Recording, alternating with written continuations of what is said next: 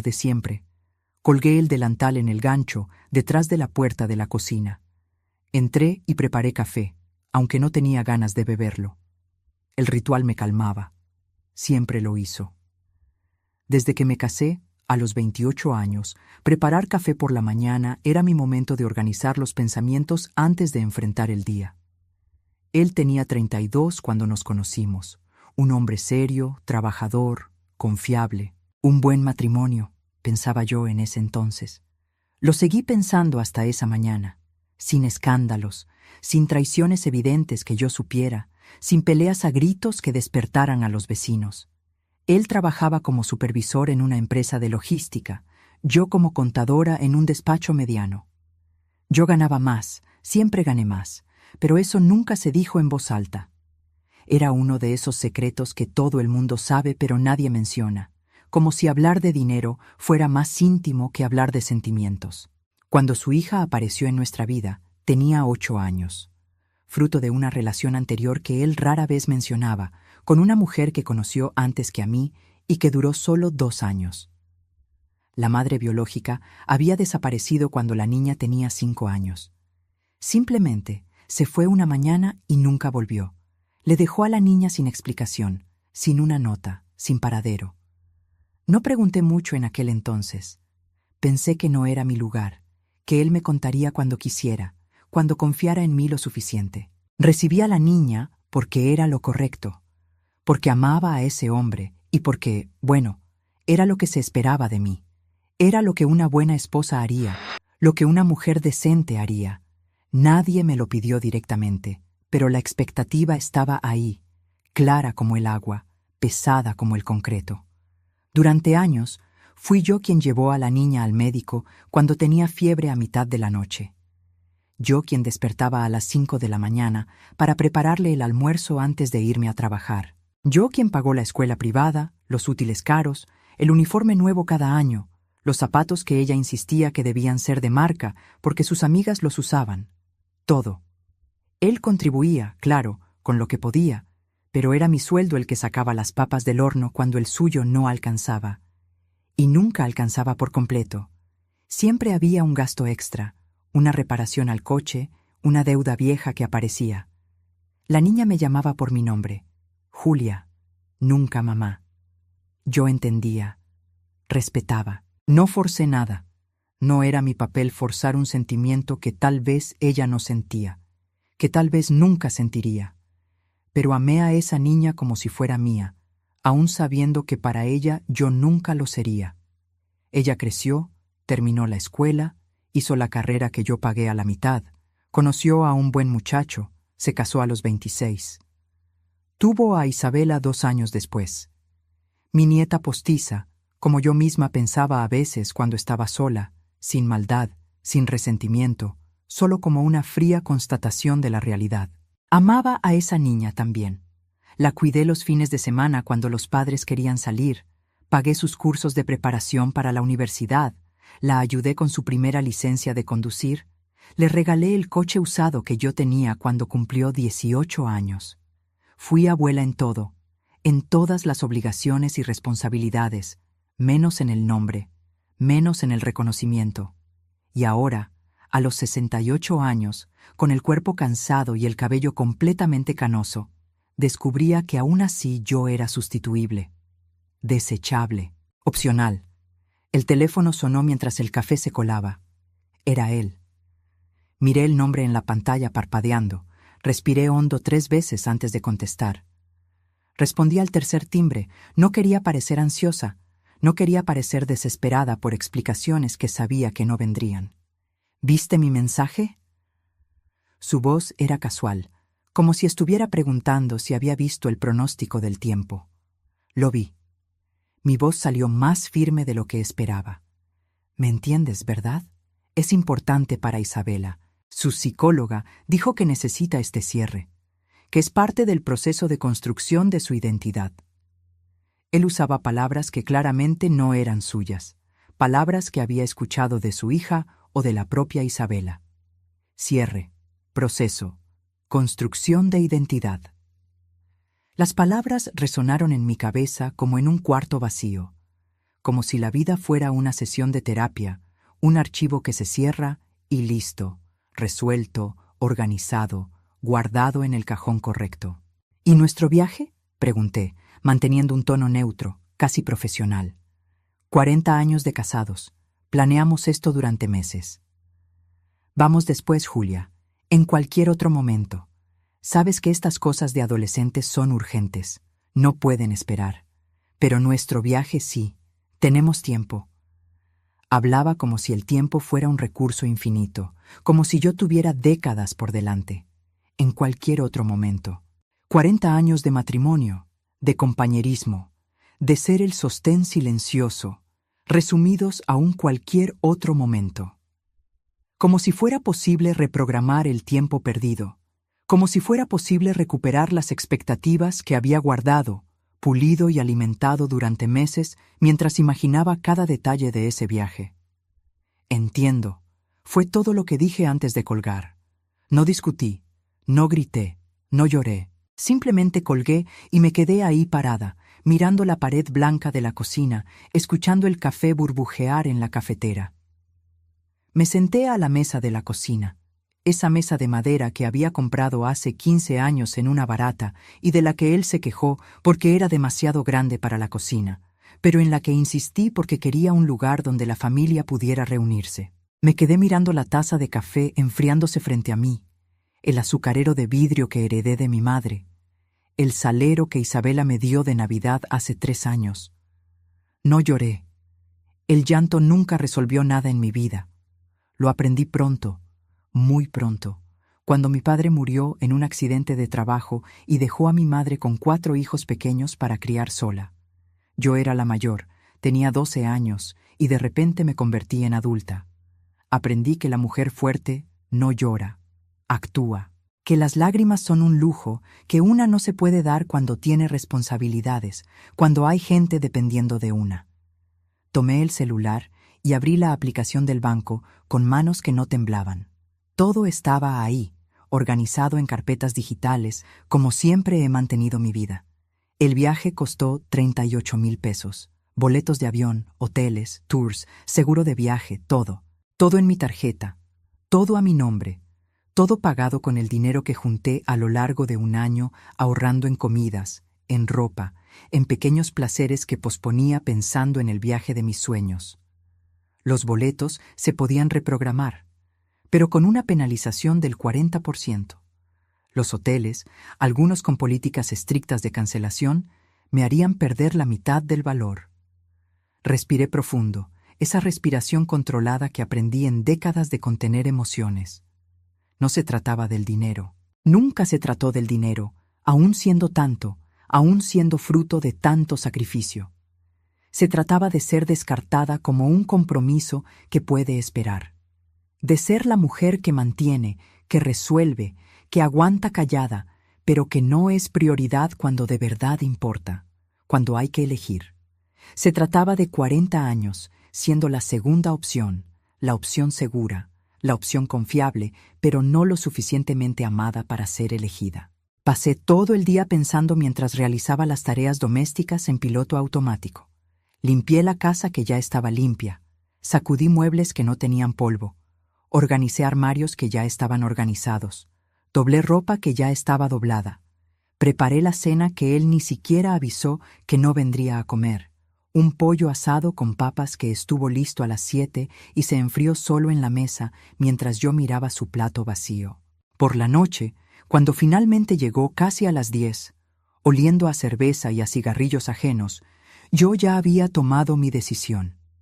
Una decisión que se había formado lentamente a lo largo del día, como una fotografía revelándose en un cuarto oscuro, volviéndose cada vez más nítida, cada vez más inevitable.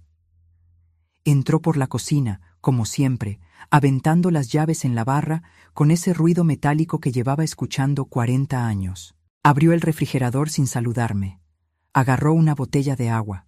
Bebió directo del envase aunque le había pedido 1000 veces que usara un vaso. Ni siquiera me miró bien.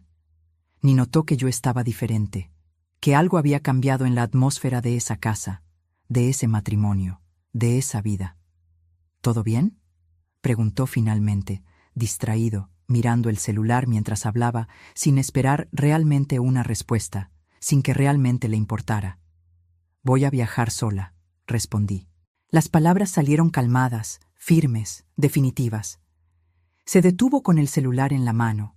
Me miró como si hubiera hablado en otro idioma, como si las palabras no tuvieran sentido en el orden en que las puse. ¿Cómo que sola? Se rió, una risa corta, nerviosa, sin humor verdadero. Tú cancelaste el viaje, yo no. Me voy a Europa sola. Repetí despacio, como si le explicara algo sencillo a un niño. No seas ridícula, Julia, no vas a viajar sola a esta edad. A esta edad. Como si 68 años fuera sinónimo de incapacidad, de invalidez, de dependencia absoluta. Sí, me voy. Los boletos están pagados, los hoteles reservados. Me voy. Cada palabra pesaba, cada sílaba cargaba 40 años de silencio acumulado. Se rió de nuevo, más fuerte esta vez, una risa de incredulidad, de superioridad, de certeza de que estaba fanfarroneando, de que me echaría para atrás como siempre lo hacía. ¿Y yo? ¿Me voy a quedar aquí solo? ¿Quién va a hacer la comida? ¿Quién va a cuidar la casa? La pregunta me golpeó como una bofetada. 40 años juntos, y su preocupación era quién iba a hacer la comida. No mi seguridad, no mi felicidad, no si iba a poder sola. Solo las tareas domésticas que yo ejecutaba diariamente y de las que él nunca se había percatado hasta la posibilidad de perderlas. Tú elegiste quedarte. Elegiste a la nieta, a la hija, la búsqueda de la abuela biológica de la que nunca escuché hablar en 16 años. Yo elijo irme. Elijo hacer algo por mí por primera vez en 4 décadas. Mi voz estaba tranquila, pero firme, sin espacio para negociaciones. Todavía intentó argumentar por casi 1 hora.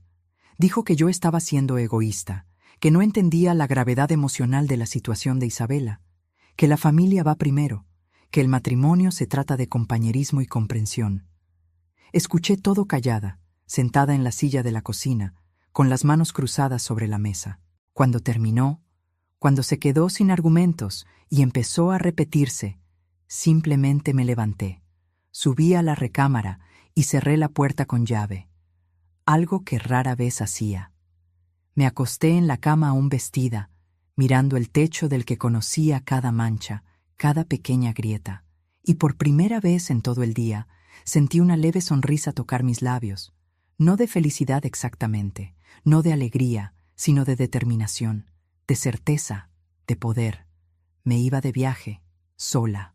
Por primera vez en 40 años de casada, por primera vez en 68 años de vida, iba a hacer algo exclusivamente por mí, para mí, conmigo, y nadie me lo iba a impedir. A la mañana siguiente, desperté antes de que sonara la alarma, como siempre pasaba cuando tenía algo importante en la cabeza. El cuarto todavía estaba oscuro, solo una rendija de luz entraba por la cortina mal cerrada. Él todavía dormía en el cuarto de visitas, a donde se había ido después de que cerré la puerta la noche anterior. Bajé las escaleras despacio, pisando los escalones que no rechinaban, un hábito de años evitando despertar a toda la casa. Preparé café en la cocina silenciosa y me senté con la laptop vieja que usaba para pagar cuentas y leer noticias. Revisé todo el itinerario del viaje con atención renovada. Ahora ya no como algo que haríamos juntos, sino como mi jornada personal, mi aventura. 2 semanas en Europa.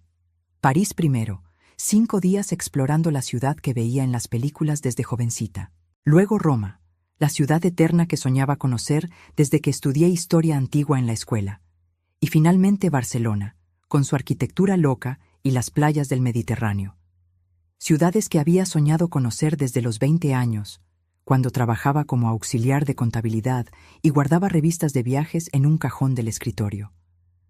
Abrí mi maleta grande, esa de lona azul que estaba guardada en el closet del pasillo detrás de los edredones de invierno. La misma que usé en el único viaje internacional que hicimos juntos, hace 15 años, a un congreso de logística de él en Miami. Me había quedado en el hotel la mayor parte del tiempo mientras él asistía a conferencias y cenaba con colegas. Salí sola un día para conocer la playa. Me sentí perdida, con miedo. Regresé corriendo al cuarto y pasé el resto del viaje viendo televisión en inglés que apenas entendía. Pero ahora era diferente. Ahora tenía 68 años de experiencia, de resiliencia, de fuerza silenciosa acumulada. Empecé a separar la ropa con cuidado, pensando en el clima de octubre en Europa que había investigado días atrás. No mucha, siempre fui práctica, y sabía que cargar una maleta pesada sería difícil, pero elegí con atención cada pieza. Vestidos ligeros de manga larga, un pantalón de lino beige, 2 blusas de algodón, zapatos cómodos para caminar, un par de tenis que rara vez usaba. Una mascada de seda que compré en oferta hace años y nunca usé porque él dijo que parecía cosa de señora presumida queriendo llamar la atención. Él bajó cerca de las 9 de la mañana, todavía en su pijama de cuadros viejo, con cara de haber dormido mal, el cabello despeinado y ojeras profundas. Me miró como si esperara que hubiera cambiado de opinión durante la noche, como si esperara que le pidiera disculpas y todo volviera a la normalidad. ¿De verdad te vas? Su voz salía ronca, cansada. Sí. No levanté la vista de la maleta. ¿Y si te pido que no vayas? ¿Si te digo que te necesito aquí? Intentaba otro camino, más suave, más manipulador. Dejé lo que estaba haciendo y lo miré. Realmente lo miré, por primera vez en años tal vez.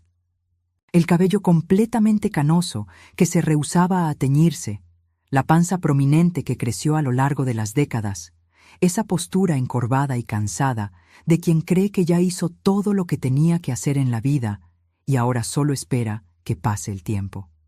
¿Cuándo fue que dejamos de mirarnos de verdad? ¿Cuándo nos convertimos solo en compañeros de casa, compartiendo espacio y cuentas, pero no la vida? Puedes pedirlo, respondí tras un largo silencio. Pero me voy de todos modos. Esta decisión es mía. Bufó. Agarró el celular que siempre llevaba en el bolsillo del pijama y salió a la terraza. A través de la ventana de la cocina vi que encendía un cigarrillo, algo que prometió haber dejado hace años, y hablaba por teléfono con gestos amplios, probablemente con su hija, quejándose de mí, pintándome como una loca, como una egoísta, como la villana de esta historia. No me importó. Seguí arreglando la maleta metódicamente, doblando cada pieza con cuidado. El teléfono fijo sonó, ese aparato viejo que yo insistía en mantener. Era mi amiga Clarice, la única persona a la que le conté sobre el viaje desde el principio, mi amiga desde los tiempos de la escuela, la única que permaneció a través de todas las décadas. ¿Y bien? ¿Se dio? ¿Se van juntos? Su voz estaba llena de esperanza. No, él mantuvo la cancelación, pero yo me voy sola. Hablé mirando por la ventana, viendo que él todavía hablaba por teléfono afuera. Un silencio largo del otro lado de la línea. Luego, una carcajada fuerte, genuina, llena de admiración. Válgame Dios, Julia, ¿estás hablando en serio? ¿A los 68 años te vas a Europa sola? ¿O estás loca o eres demasiado valiente? Tal vez las dos cosas. O tal vez solo estoy lúcida por primera vez en mi vida. Sonreí para mis adentros. Hablamos por casi media hora. Me hizo prometer que le mandaría fotos todos los días, que le llamaría si necesitaba algo, que tendría cuidado pero que también disfrutaría cada segundo. Cuando colgué, me sentía más ligera, más confiada, más segura de que estaba haciendo lo correcto, aunque el mundo entero no estuviera de acuerdo.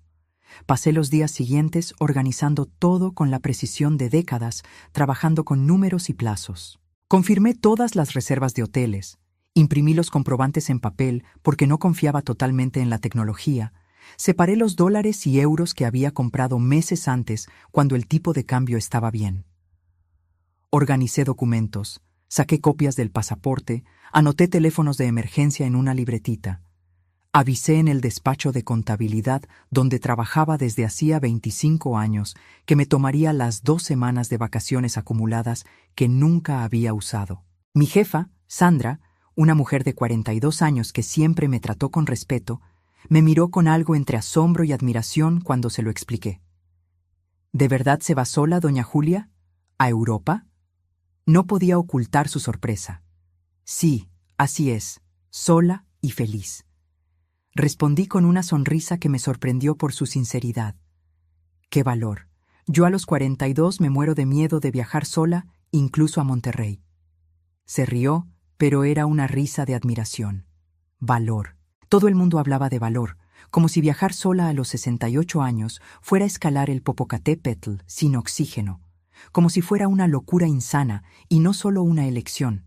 Pero para mí, después de pensarlo mucho, el verdadero valor había sido quedarme 40 años en un matrimonio donde siempre fui la segunda opción, donde siempre fui la que cedía, la que comprendía, la que se adaptaba.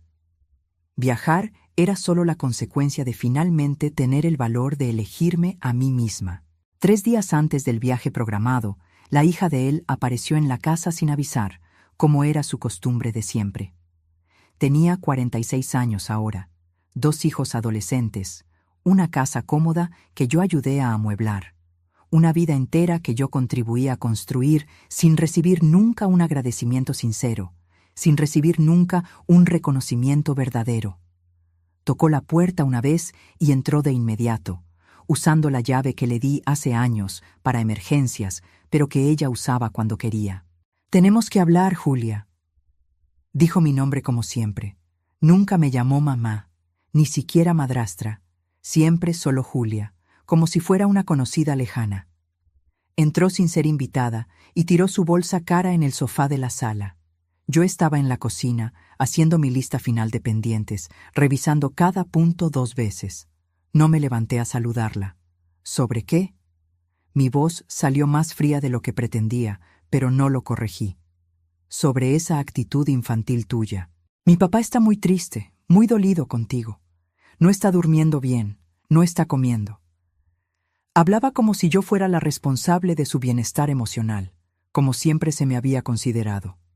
No me digas, respondí sin quitar los ojos de la lista. No puedes ser tan egoísta, Julia. Isabela está pasando por un momento muy difícil, muy delicado. Necesita esto. La terapeuta dijo que es esencial para su desarrollo emocional. Repetía palabras claramente aprendidas de memoria. Respiré hondo 3 veces antes de responder, mirando la lista frente a mí sin ver realmente las palabras. Conté hasta 10 mentalmente, una técnica que aprendí en décadas de controlar mi enojo. ¿Y yo? ¿Acaso yo no estoy pasando por un momento difícil? 40 años de matrimonio, un viaje que esperé toda la vida, cancelados por un mensaje de texto de 3 líneas. Mi voz subió un tono, algo raro en mí. No se canceló, se pospuso. Pueden ir el próximo año, en 6 meses, cuando Isabela esté mejor. Gesticulaba con las manos, impaciente con mi terquedad. ¿Para cuándo exactamente? ¿Cuando Isabela termine la terapia que puede durar años? ¿Cuando resuelva todos sus traumas de adolescente? ¿Cuando entre a la universidad y tenga nuevos problemas? ¿Cuando yo tenga 75 u 80 años y ya no pueda caminar bien, ya no pueda viajar? Cada pregunta salía más fuerte, más firme. Se puso roja, con las mejillas color jitomate. Pero no de vergüenza, me di cuenta, de puro y simple coraje. Usted siempre ha sido difícil, siempre con esa manía de hacer drama por cualquier cosa. Mi papá siempre lo dijo, que usted es dramática. Prácticamente gritó. Drama. Yo, que nunca me quejé en voz alta de pagar la escuela privada carísima, el médico particular, el dentista, el ortodoncista, las fiestas de cumpleaños elaboradas. Yo, que nunca exigí reconocimiento, nunca pedí un gracias, nunca cobré la deuda emocional acumulada. Yo era la dramática. Puedes irte ahora, dije bajo pero firme, volviendo mi atención por completo a la lista. ¿Cómo dices? No creía lo que escuchaba. Me oíste perfectamente. Puedes irte. Tengo cosas que hacer, un viaje que preparar. No tengo tiempo ni paciencia para esto. Taché un punto de la lista sin siquiera ver qué era. Se quedó parada unos segundos, con la boca abierta, sin creer que realmente la estuviera despachando. Luego agarró su bolsa con fuerza, haciendo un berrinche como niña chiquita. «Se va a arrepentir de esto. Va a volver rogando perdón», predijo dramáticamente. «Tal vez, Pero al menos volveré de París, respondí sin mirarla. Salió azotando la puerta tan fuerte que el cuadro de la pared tembló. Oí que su coche arrancaba con fuerza exagerada, quemando llanta en el pavimento. Mis manos temblaban ligeramente sujetando la pluma. Mi esposo apareció en la cocina pocos minutos después, viniendo de la sala donde probablemente había escuchado todo. ¿Tenías que tratar a mi hija de esa manera, con tanta grosería? Estaba enojado, con postura defensiva y los brazos cruzados. ¿De qué manera? Solo dije que no tenía tiempo, lo cual es verdad. Seguí con mi lista, rechazando el conflicto que él buscaba. Con grosería, Julia. Tú nunca fuiste así. No sé qué te pasó. Alzó la voz. Solté la pluma sobre la mesa con fuerza, haciendo ruido. Lo miré fijamente, sin desviar la vista, sin parpadear. ¿Sabes qué es grosería de verdad? Es cancelar un viaje de aniversario de 40 años de casados por un mensaje. Es esperar que yo lo acepte callada porque es por la familia. Es tratarme como a un mueble que siempre se queda en el mismo lugar, siempre disponible, siempre comprensiva, siempre ahí cuando me necesitan, pero invisible cuando no conviene. Cada palabra salía pesada, cargada. Abrió la boca para responder. La cerró sin decir nada. La abrió de nuevo. La cerró otra vez. Parecía un pez fuera del agua. Cambiaste, Julia. Ya no sé quién eres. Finalmente logró decir, con voz baja, casi triste. No cambié. Desperté. Tardé 68 años, pero finalmente desperté.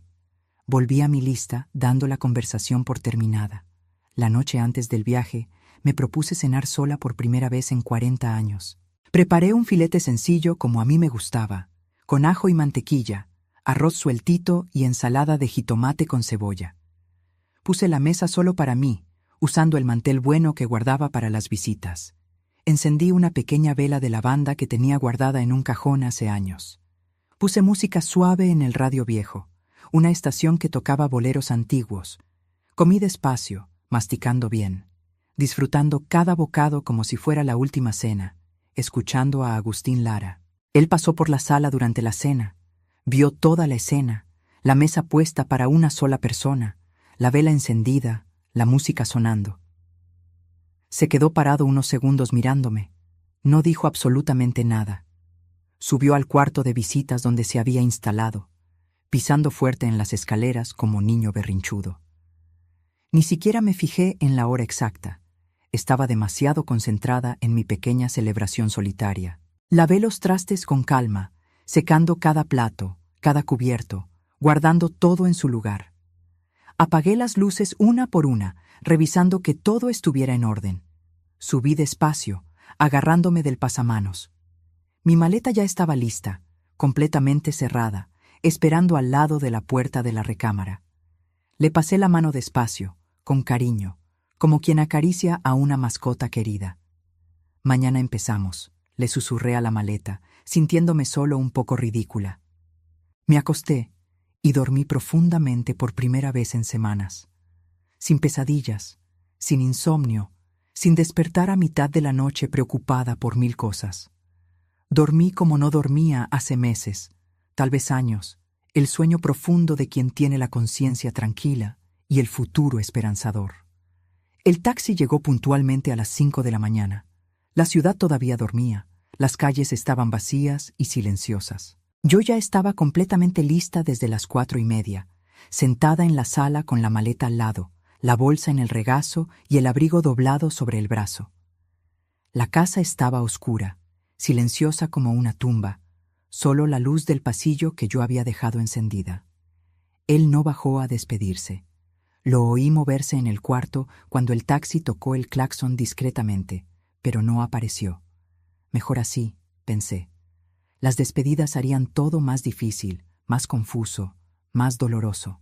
Puse la maleta pesada en la cajuela con ayuda del chofer, un señor de unos 60 años con cara de sueño. Me subí al asiento de atrás y respiré profundo. Miré la casa por última vez antes de que el taxi arrancara.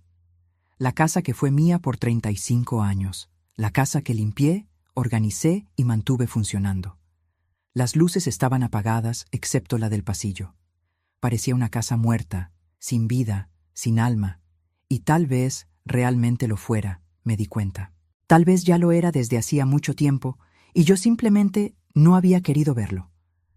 No miré atrás cuando el taxi dio la vuelta en la esquina. Mantuve los ojos fijos al frente, en el camino iluminado por los postes, en la ciudad despertando lentamente. El chofer era demasiado simpático para esa hora. Intentó sacar plática en cuanto entramos a la avenida principal. ¿Viaje de trabajo, señora?, preguntó mirando por el retrovisor. De paseo, vacaciones. Respondí cortante. ¡Qué bien! ¿Va con la familia? ¿Esposo? ¿Hijos? Insistía curioso. Sola, me voy sola, dije mirando por la ventana, viendo pasar los comercios cerrados. Me miró por el retrovisor con una sorpresa mal disimulada, pero tuvo la delicadeza de no comentar nada más. El resto del viaje al aeropuerto fue en silencio, solo el sonido del radio bajito con las noticias de la madrugada. En el aeropuerto hice el check-in sola por primera vez en la vida. La muchacha del mostrador de la aerolínea fue amable, paciente con mis dudas de viajera solitaria primeriza. Me ayudó con la maleta que pesaba de más. Pasé por seguridad, por inmigración, abordé. Cada etapa que completaba sola me daba una pequeña victoria, un pequeño orgullo. Todo funcionó exactamente como debía. Nada catastrófico pasó solo porque estuviera sola, al contrario de todos los miedos que él había sembrado en mi cabeza a lo largo de los días. El avión despegó puntualmente a las 8 de la mañana. Me quedé mirando cómo la Ciudad de México se hacía pequeña allá abajo a través de la ventanilla. Las luces de la ciudad aún parpadeando tenues contra el sol naciente. Los edificios convirtiéndose en puntos minúsculos, la ciudad entera cabiendo en la palma de mi mano. Sentí algo extraño en el pecho, apretado pero no malo. No era miedo exactamente, era libertad, era posibilidad. Era un futuro abierto como el cielo infinito que el avión atravesaba. La mujer sentada a mi lado era francesa. Regresaba a su casa en París después de pasar 3 semanas visitando a su hija que vivía en México. Tenía 72 años, el cabello cortito y completamente blanco, lentes redondos y una sonrisa fácil. Hablamos un poco después de que el avión se estabilizó y se apagaron las luces del cinturón.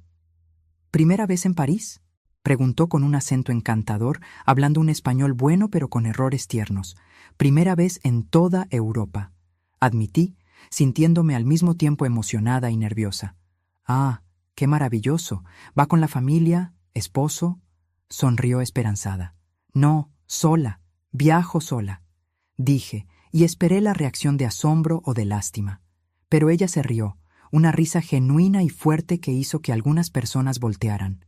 ¡Excelente! Yo también.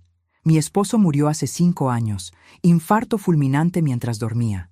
Al principio pensé que nunca más iba a poder viajar, que viajar era algo que hacíamos juntos.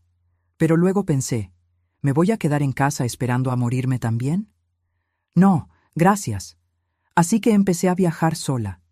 Es liberador, ya lo verá. Me tocó el brazo con cariño. Liberador.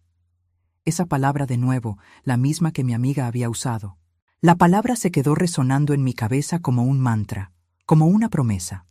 Hablamos durante casi todo el viaje. Me contó sobre los lugares que ya había visitado sola. Grecia, Egipto, India, Japón, Argentina, Perú. Lugares que yo apenas podía imaginar. Me dio consejos prácticos sobre París, restaurantes baratos y buenos, cómo usar el metro, qué museos valían la pena y cuáles eran trampas para turistas. Y no tenga miedo de comer sola en los restaurantes, me aconsejó seria. Al principio es raro, una se siente observada, pero luego te das cuenta de que a nadie le importa. Todo el mundo está ocupado con su propia vida, y comer sola es maravilloso. Puedes pedir exactamente lo que quieres, comer a tu ritmo, sin las prisas de nadie. Dormí un poco durante el vuelo largo, ese sueño ligero de avión donde no descansas por completo pero ayuda a que pase el tiempo. Desperté cuando sirvieron el desayuno, un croissant tibio con mermelada de fresa y un café ralo pero caliente. Miré por la ventanilla y vi el océano Atlántico allá abajo, infinito, azul oscuro, demasiado inmenso para comprenderlo. Pensé en cuántas veces había pospuesto mis propios sueños a lo largo de mi vida. Cuántas veces puse a todo el mundo por delante de mí. Esposo, hijastra, nieta, jefes, colegas, vecinos, a todo el mundo menos a mí misma. El avión aterrizó en el aeropuerto Charles de Gaulle en una mañana clara y fría de octubre europeo. La ciudad se veía hermosa incluso desde arriba, organizada, histórica, exactamente como la imaginaba desde niña cuando leía sobre la Revolución Francesa en la escuela. Mi corazón latía rápido cuando el avión tocó la pista con un suave sacudón. Recogí mi maleta en la banda después de esperar casi 40 minutos de ansiedad. Pasé por la aduana donde un oficial francés aburrido selló mi pasaporte sin hacer preguntas. Y salí del aeropuerto siguiendo letreros en francés que apenas entendía. El aire estaba helado comparado con el calor de México, pero era refrescante. Tomé un taxi siguiendo las instrucciones que mi compañera de vuelo me había dado. El taxista era argelino. Hablaba francés demasiado rápido, pero entendió cuando le mostré la dirección del hotel escrita en un papel. El trayecto al hotel fue una revelación visual. París desfilando por la ventana del taxi. Edificios antiguos y elegantes, calles arboladas, coches pequeños, gente distinguida incluso solo yendo a trabajar. Todo parecía una película, una fantasía, menos real que lo real. El taxi me dejó frente a un hotel pequeño en el barrio del Marais, un 3 estrellas sencillo que elegí por el precio y la ubicación. Nada lujoso, nada especial, pero limpio y seguro según las reseñas que leí decenas de veces en Internet. El cuarto era pequeño, pero tenía un encanto innegable. Una ventana antigua con vista a una callecita estrecha de empedrado, una cama matrimonial con un edredón blanco y pachón, un baño minúsculo con una regadera apretada pero funcional. Tiré la maleta al suelo sin ceremonias y me senté en la orilla de la cama, sintiendo el colchón firme debajo de mí. Estaba en París, sola, a los 68 años, sin esposo, sin familia, sin nadie esperándome ni dependiendo de mí. ¿Y saben qué sentí en ese momento, sentada en esa cama en París? Orgullo, un orgullo inmenso, profundo, inesperado. Orgullo de mí misma por haber tenido el valor de venir, por haber elegido elegirme por primera vez en toda mi vida. Me di un baño largo en la regadera pequeña, dejando que el agua caliente lavara el cansancio del viaje largo. Me cambié de ropa, eligiendo un pantalón cómodo, una blusa de manga larga y la mascada que finalmente iba a usar. Bajé a la recepción, donde una muchacha joven, con el cabello morado, me dio un mapa de la ciudad y marcó algunos puntos turísticos principales con pluma roja, explicándome en un inglés pausado, tal como se lo pedí. Salí caminando sin ninguna prisa, sin un itinerario rígido, sin nadie que me apurara. París en octubre era exactamente como lo imaginaba. Fresco pero no demasiado frío, los árboles ya dorados con las hojas empezando a caer, las calles movidas con parisinos elegantes yendo a trabajar, turistas con cámaras colgando del cuello. Caminé lentamente por la orilla del río Sena, mirando los barcos turísticos pasar llenos de gente saludando, los artistas callejeros montando sus puestos, las parejas jóvenes de la mano posando para fotos, los vendedores de crepas preparando las primeras tandas del día. Me detuve en un café pequeño y encantador que parecía salido de una película antigua y pedí un croissant y un café au lait, señalando el menú porque mi francés era inexistente.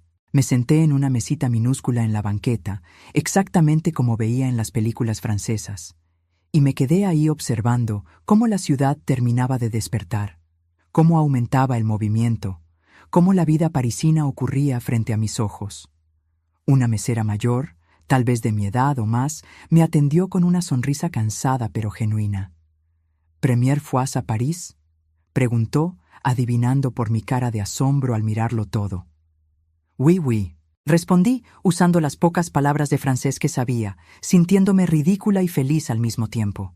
«Profitesen, c'est magnifique», me dio una palmadita gentil en el hombro. «Disfrute. Es magnífico». Aún sin entender a la perfección, capté el significado, capté el cariño, y tenía razón, era magnífico. Cada detalle, el sabor a mantequilla del croissant derritiéndose en la boca, el café fuerte y perfecto, el sol tímido de octubre calentando levemente mi rostro, el sonido del francés hablado rápido a mi alrededor. Todo era absolutamente magnífico y nuevo y mío. Pasé todo el día caminando sin parar, sin notar el cansancio que se acumulaba en mis piernas. Fui hasta Notre Dame, todavía rodeada de andamios y en reconstrucción lenta tras el terrible incendio que vi en la televisión hace años. Visité la Sainte-Chapelle ahí cerca, con sus vitrales de colores que parecían joyas gigantes cuando la luz del sol los atravesaba, tan hermosos que me quitaron el aliento y me llenaron los ojos de lágrimas inesperadas. Comí en un bistró sencillo y apretado, donde nadie hablaba inglés. Una sopa de cebolla gratinada deliciosa, por la que pagué sin saber exactamente cuánto era lo justo, pero sin que me importara.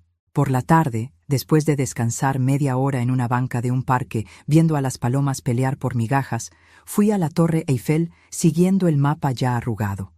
Había una fila enorme, cientos de turistas hablando idiomas que no identificaba, pero no me importó. Esperé pacientemente por más de una hora, platicando un poco con una pareja de argentinos simpáticos que también viajaban por Europa celebrando 30 años de casados. Les extrañó cuando dije que viajaba sola, pero disimularon bien la sorpresa. Cuando finalmente subí en el elevador apretado y miré París desde el segundo piso de la torre, con la ciudad extendiéndose en todas direcciones hasta donde alcanzaba la vista, me dieron ganas de llorar otra vez. Pero era un llanto diferente, ¿saben? No de tristeza, no de dolor. Era un llanto de realización, de victoria silenciosa, de promesa cumplida conmigo misma después de 68 años de espera. Me tomé una foto con el celular, con toda la ciudad de fondo, yo sonriendo genuinamente por primera vez en meses. La mandé al grupo de WhatsApp de la familia con un mensaje sencillo: París es hermoso. La respuesta llegó en menos de 5 minutos, de Isabela, mi nieta. ¿Abuela? ¿Estás en París? ¿Sola? Varios emojis de asombro, caritas de sorpresa. Sí, aquí estoy, y está maravilloso. Respondí, sonriendo a la pantalla. Ella mandó más emojis, algunos corazones, aplausos. Su hija no respondió nada. Él tampoco. Ese silencio elocuente decía todo lo que yo necesitaba saber sobre lo que pensaban, sobre cómo me veían ahora. Regresé al hotel en metro, siguiendo instrucciones cuidadosas que anoté en un papel. Fue toda una aventura descubrir el camino, transbordar, entender los avisos en francés, pero lo logré sola sin pedir ayuda. Cené un sándwich de baguette con queso brie que compré en una panadería cerca del hotel, sencillo pero delicioso. Comí en el cuarto, acostada en la cama, viendo la televisión francesa sin entender nada, pero encontrándolo encantador. Me dormí temprano, agotada pero increíblemente feliz. El tipo de felicidad que viene de adentro, que no depende de nadie más que de ti misma. Los días en París pasaron en un remolino maravilloso de experiencias nuevas. Despertaba temprano todos los días, desayunaba en el hotel ese buffet sencillo de pan, mermelada, café y jugo. Luego salía a explorar sin prisas, sin compromisos, siguiendo solo mi curiosidad y mis pies que, milagrosamente, no se quejaban tanto como esperaba.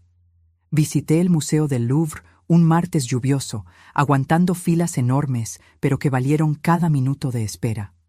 Me perdí por completo en los pasillos inmensos y laberínticos, admirando obras que solo conocía por viejos libros escolares. Vi la Mona Lisa de cerca, rodeada de cientos de turistas con los celulares en alto, todos buscando la foto perfecta. Era más pequeña de lo que imaginaba, mucho más pequeña, pero aún así impresionante con esa sonrisa enigmática que atraviesa los siglos. Pasé horas caminando por las galerías egipcias, griegas, renacentistas, hasta que mis pies pidieron clemencia. Fui al Palacio de Versalles en un día nublado pero seco, tomando el tren desde la estación que la muchacha de la recepción me enseñó a encontrar. El palacio era absolutamente absurdo de grande, de dorado, de excesivo, de opulento. Cada sala más decorada que la anterior, cada techo pintado con escenas mitológicas que debieron tomar años. Caminé por los jardines enormes, incluso con el cielo gris amenazando lluvia, imaginando cómo era la vida de la gente que vivió ahí siglos atrás. Tan diferente a mi vida sencilla de contadora, tan distante de la realidad que conocía. Pero en ese momento, caminando sola por esos jardines históricos, yo también estaba viviendo algo extraordinario, algo que nunca imaginé posible para mí. Comí muchos croissants durante esos días, los probé en panaderías distintas tratando de encontrar el mejor, aunque todos estaban deliciosos. Tomé café en pequeños bistrós donde meseros con mandil negro me atendían con formalidad francesa. Caminé hasta que me dolieron los pies todos los días, regresando al hotel cojeando levemente pero sonriendo. Y cada noche, religiosamente, mandaba una foto nueva al grupo de la familia. A veces Isabela respondía con entusiasmo juvenil, preguntando detalles, diciendo que tenía envidia de la buena. A veces nadie respondía, y la foto se quedaba ahí flotando, vista pero ignorada. En el quinto día en París, tomé el tren de alta velocidad a Roma. El viaje fue absolutamente hermoso, atravesando campos franceses verdes y dorados, pasando por los Alpes nevados a lo lejos, entrando a la Italia soleada. Me quedé pegada a la ventanilla todo el trayecto, 6 horas viendo Europa pasar, paisajes que parecían pinturas del Renacimiento. Llegué a la estación Termini en Roma al final de la tarde, cansada pero animada para la siguiente etapa. Roma era completamente diferente a París, más caótica, más ruidosa, más italiana en toda su intensidad. Coches tocando el claxon constantemente, gente hablando fuerte y gesticulando, un tráfico absolutamente loco que me daba miedo al cruzar la calle. Pero era hermosa también. Cada esquina revelaba alguna ruina antigua, alguna iglesia barroca o alguna fuente esculpida hace siglos. Mi hotel estaba cerca de la estación central, en un barrio que no era el más encantador, pero era sumamente conveniente y más barato que otras opciones. El cuarto era aún más pequeño que el de París, pero limpio, funcional y con un aire acondicionado que agradecí porque en Roma hacía más calor que en París. Al día siguiente, desperté emocionada y fui directo al Coliseo muy temprano, tratando de evitar las multitudes. Había muchísima gente incluso yendo temprano. Turistas de todas partes del mundo con cámaras profesionales, guías con banderitas de colores, vendedores ambulantes insistentes ofreciendo agua fría, abanicos y recuerditos baratos. Pero cuando finalmente entré en esa arena antigua de 2000 años, cuando pisé las piedras que los gladiadores pisaron, sentí un escalofrío que me recorrió toda la espalda. Imaginé a la multitud romana gritando, al emperador decidiendo vida o muerte con un gesto del pulgar, la sangre en la arena, historia viva, real, tangible. Comí una pasta carbonara de verdad en un restaurante pequeño y lleno cerca del Coliseo, servida por un italiano gruñón de unos 70 años, que se quejó en italiano cuando pedí queso parmesano extra, porque aparentemente es un sacrilegio ponerlo en la carbonara. Pero estaba absolutamente deliciosa, cremosa y perfecta, mejor que cualquier pasta que haya comido en mi vida. Por la tarde, aguanté el calor romano y fui al Vaticano, tomando el metro atiborrado, donde una señora italiana muy amable me ayudó a entender qué línea tomar. La Basílica de San Pedro era monumental, imposible de procesar por completo. Tan grande, tan detallada, tan llena de historia, arte y fe acumulada. Subí hasta la cúpula, incluso con mis rodillas de 68 años, quejándose en cada escalón estrecho e inclinado, pero la vista desde allá arriba valió absolutamente cada esfuerzo, cada dolor. Roma entera extendida abajo, el río Tíber serpenteando, las colinas a lo lejos. En la Capilla Sixtina, me quedé con el cuello adolorido mirando el techo pintado por Miguel Ángel hasta que no pude más. ¿Cómo pudo alguien pintar eso acostado boca arriba? ¿Cómo tuvo la paciencia, la visión y el talento suficiente? A mis 68 años, yo apenas podía mirar hacia arriba por 5 minutos sin que mi cuello reclamara fuerte. Esa noche, cené sola en un restaurante pequeño y familiar que la recepcionista del hotel me recomendó. Me senté en una mesita en una esquina, medio escondida, todavía no del todo cómoda con la idea de cenar sola en público. El mesero era el típico italiano de unos 50 años, bigote grueso, panza prominente y una sonrisa amplia y galante. «Bellísima signora, ¿sola en Roma? Questo è impossibile». Abrió los brazos teatralmente, haciendo que la gente en las otras mesas volteara. Me reí, genuinamente. Hacía mucho tiempo, tal vez años, que nadie me decía que era guapa, aunque fuera solo cortesía italiana automática, el encanto profesional de un mesero experto.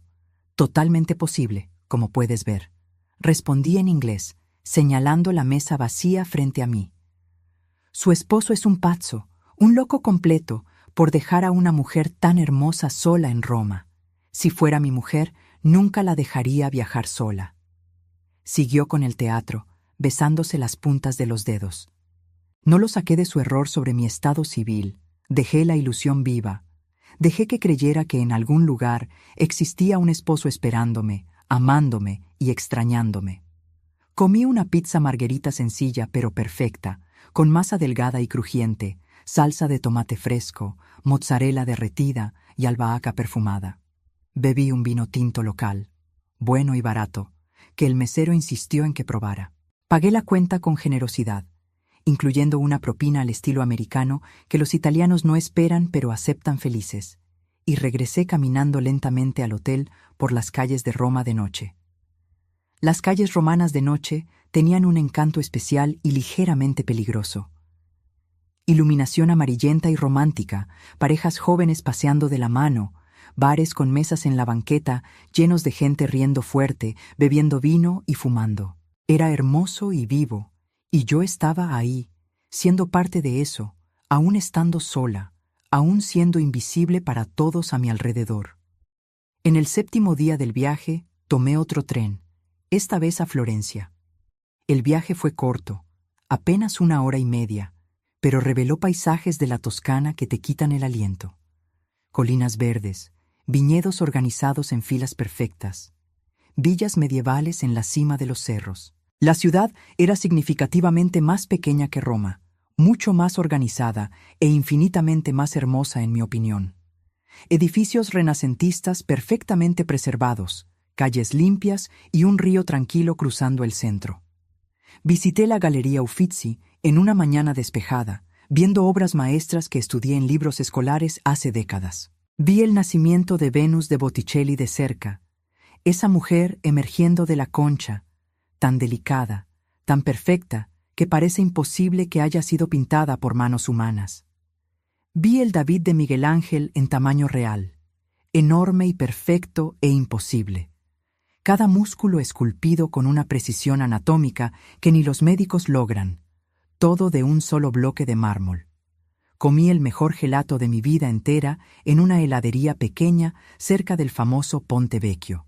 Chocolate amargo con avellana, cremoso e intenso, servido por un italiano viejo que claramente amaba su oficio. Me senté a la orilla del río Arno, lamiendo el helado despacio para no desperdiciar nada, y me quedé ahí por casi 1 hora simplemente observando la vida pasar. Turistas tomando fotos, artistas callejeros tocando el violín, palomas peleando por comida, el sol brillando en el agua del río. Fue en Florencia, sentada en esa orilla del río, en una tarde calurosa de octubre, cuando mi celular sonó. El número de él. Miré la pantalla parpadeando, debatiendo conmigo misma si debía contestar. Decidí que sí, pero sin expectativas, sin esperanza de nada que importara. «¿Hola?» Contesté al cuarto timbre con voz neutra. «Julia, ¿dónde estás exactamente ahora?» Su voz sonaba cansada, más vieja de lo que recordaba. «En Florencia, en Italia». Respondí con lo obvio, lamiendo mi helado. «¿Estás bien? ¿Estás segura?» Por primera vez, parecía genuinamente preocupado. «Estoy muy bien, mejor que bien, de hecho». Y era la pura verdad, un silencio largo del otro lado, Lo oí respirar hondo 2 veces. Isabela volvió del viaje. Conoció a su abuela biológica finalmente. Habló despacio, con cuidado. ¿Y? ¿Cómo fue? Pregunté, genuinamente curiosa por la muchacha. Fue muy difícil, Julia. Peor de lo que imaginamos. La mujer vive en un pueblito perdido en el interior de Michoacán. Tiene otros 3 hijos de relaciones distintas. Apenas se acordaba de Isabela, casi no mostró interés. Dijo que el embarazo fue un accidente, que darla en adopción fue lo mejor que hizo. Lo contaba con la voz pesada. Sentí una pena genuina por Isabela. Nadie se merece eso. Lo siento mucho, de verdad. ¿Cómo está ella? Pregunté con preocupación real. Destrozada por completo. No para de llorar hace 3 días. No quiere salir de su cuarto, no quiere comer. Su mamá, mi hija, ya no sabe qué hacer. Estamos todos desesperados aquí. Suspiró profundo, cansado. Tiene que seguir con la terapeuta. Necesita procesar esa decepción. Le aconsejé, todavía con voz gentil. Ya lo sé. Pero, Julia, ¿no vas a volver? ¿No vas a acortar el viaje? Isabela pregunta por ti. Dice que necesita hablar contigo. Finalmente, llegó a donde quería. Cerré los ojos. Respiré hondo el aire cálido de Florencia. Miré el río frente a mí, el cielo volviéndose rosado y anaranjado con el inicio del atardecer toscano. ¿Volver? El viaje ni siquiera ha llegado a la mitad. Todavía falta Barcelona, dije con una firmeza renovada. Pero, Isabela te necesita ahora, Julia. Tú siempre has sido importante para ella, más que la propia madre biológica que la abandonó. Usaba la carta emocional. Ahora me necesita, dices. Ahora que todo salió mal, ahora que la fantasía se desmoronó. Pero cuando yo te necesitaba, cuando te supliqué que no cancelaras nuestro viaje, ¿dónde estaban todos ustedes? Mi voz subió un tono, firme. No seas injusta, Julia. Esto es diferente. Es una emergencia familiar. Él también alzó la voz. ¿Injusta? ¿Yo? 40 años, y nunca fui la prioridad de nadie en esta familia. Pagué todo, mantuve a todos, apoyé cada decisión. Y ahora que finalmente estoy haciendo algo exclusivamente para mí, por primera vez en la vida, ¿yo soy la injusta? Cada pregunta salía más fuerte, más firme. Se quedó callado finalmente, sin argumentos inmediatos. Cambiaste, Julia. Ya no sé quién eres. La Julia que conocí nunca sería tan egoísta. Dijo bajo, con voz dolida. No cambié. Crecí, desperté. Finalmente, a los 68 años, aprendí a ponerme en primer lugar. Tardé demasiado, lo sé. Respondí con una calma forzada. Colgué antes de que pudiera responder. Mi mano temblaba ligeramente sujetando el celular. Mi helado se había derretido parcialmente, escurriéndome por los dedos, pero ni siquiera lo noté. Me quedé ahí sentada unos minutos más, mirando el río, dejando que mi corazón bajara de ritmo. No sentía culpa, me di cuenta. Sentía tristeza por Isabela, de verdad. Pero no sentía culpa por no volver corriendo. No sentía la obligación de abandonar mi sueño otra vez para resolver los problemas de los demás. La tarde siguió sin más incidentes emocionales. Terminé de lamer el helado derretido, tiré el vasito a la basura y seguí caminando por las calles estrechas de Florencia hasta que el sol se ocultó por completo. Pasé 2 días enteros más en Florencia antes de seguir hacia Barcelona, la última parada planeada del viaje. Usé el tiempo para procesar esa llamada, esas palabras de él, ese intento de regresarme al papel de siempre. Caminé mucho, pensé mucho, comí mucho helado italiano delicioso. En el tren a Barcelona, un viaje largo de casi 11 horas cruzando el norte de Italia y el sur de Francia, me quedé mirando por la ventana pensando en todo. En la vida que dejé temporalmente en la Ciudad de México. En el matrimonio de 40 años que tal vez estaba terminando sin que ninguno de los dos lo admitiera oficialmente. En la mujer que fui y en la mujer en la que me estaba convirtiendo ahí, sola en un viaje internacional a los 68 años. Barcelona me recibió con un sol fuerte y el aire salado del Mediterráneo. La ciudad era completamente distinta a las anteriores, más moderna en ciertos aspectos, más joven en energía, vibrante, colorida, llena de vida, arte y la arquitectura loca de Gaudí por todos lados. Mi hotel estaba cerca de la playa de la Barceloneta, en un edificio antiguo pero remodelado. El cuarto tenía un pequeño balcón con vista parcial al mar, y pasé la primera noche ahí sentada, escuchando las olas, sintiendo la brisa salada y bebiendo un vino español barato que compré en una tiendita. Visité la Sagrada Familia al día siguiente, esa iglesia absolutamente loca y maravillosa que aún sigue en construcción después de más de 140 años. Era imposible de describir adecuadamente, con sus torres que parecían castillos de arena derretidos, sus vitrales que pintaban el interior con todos los colores del arco iris y su arquitectura que desafiaba cualquier lógica tradicional. Me quedé ahí dentro casi 3 horas, sentada en una banca de madera, simplemente mirando hacia arriba, hacia los lados, absorbiendo esa creación de un hombre que murió antes de ver su obra terminada, pero que creyó tanto en ella que le dedicó la vida entera. Fui al Park Güell en un día de viento fuerte, ese parque lleno de mosaicos coloridos y formas orgánicas imposibles. Subí escaleras, crucé columnas chuecas, me senté en el banco de mosaico que serpentea por la plaza principal. Tomé fotos, muchas fotos, no para demostrarle nada a nadie, sino para guardarlas para mí misma, para los días futuros cuando sea demasiado vieja para viajar y necesite los recuerdos. Caminé por las Ramblas, esa avenida famosa llena de turistas, artistas callejeros y puestos de flores. Comí tapas en un bar pequeño donde nadie hablaba inglés y pedí señalando lo que otros clientes estaban comiendo. Bebí una sangría dulce y demasiado fuerte que se me subió rápido a la cabeza, no acostumbrada al alcohol a mitad de la tarde. Fue en Barcelona, en un café cerca de la playa, en mi 4º día en la ciudad, donde conocí a María. Estaba sentada en la mesa de al lado, también sola, fumando un cigarrillo tras otro y bebiendo café expreso como si fuera agua. Mexicana, descubrí cuando pidió la cuenta con un acento chilango inconfundible. Disculpa que escuche sin querer, pero ¿eres de México?, pregunté sintiéndome sola de repente, queriendo contacto con alguien de mi tierra. Me miró sorprendida y me sonrió ampliamente. Sí, del Distrito Federal, de la zona poniente. ¿Y tú? También del DF, del sur. Sonreí de vuelta.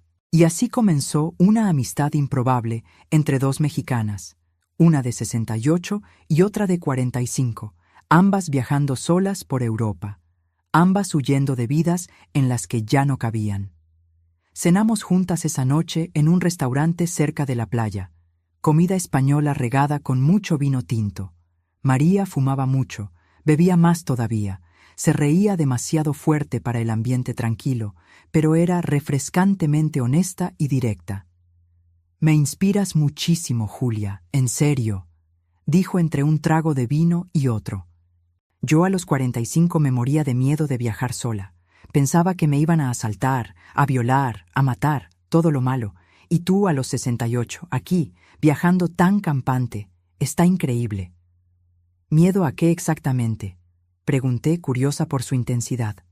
A todo, a que me asalten de noche, a perderme y no saber regresar, a enfermarme sin nadie que me ayude, no sé, a no poder sola, ¿sabes?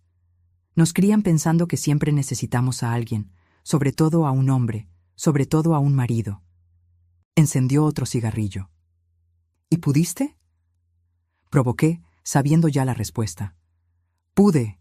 Llevo aquí 2 semanas y está siendo de lo más liberador. Esa palabra, liberador. Es eso. Golpeó la mesa, emocionada con su propio descubrimiento.